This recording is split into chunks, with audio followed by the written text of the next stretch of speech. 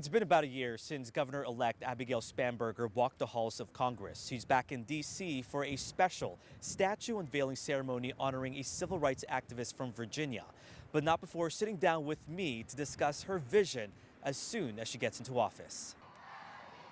After her historic 15-point victory in November, Governor-elect Abigail Spanberger is focused on her inaugural address and setting a new course for Virginia. I think people will see a common theme on just getting things done and trying to work to improve people's lives. Entering office with the Democrat-controlled General Assembly, Spanberger says expect her to focus on affordability, from preserving affordable housing and making it easier to build homes, to addressing utility costs because of growing energy demands from the booming data center industry. Are there ways that we can make things just work better? But with federal layoffs and lack of federal funding to the Commonwealth, Spanberger is anticipating a stricter budget cycle. It's going to be important that we be very clear-eyed about the potential real shifts and tough choices, because it is not going to be nearly as easy to fund all of the priorities that we have moving into the future. She's warning that the Commonwealth may not be able to replenish the funds cut for critical programs such as Medicaid or SNAP benefits. There will be impact on Virginians, and the state cannot make up for the entirety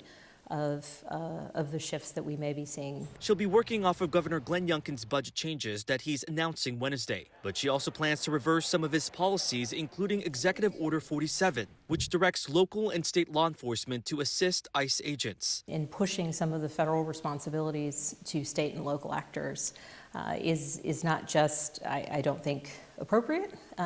It is using state and local money for a federal purpose. There's also a lot of focus from Democrats to redraw congressional maps in Virginia. Spanberger agrees with exploring the process of redistricting, but that's all for now. How fully on board are you with the idea of redrawing congressional maps? I think it's important to note that it's a process. And so I am fully on board with pursuing our options.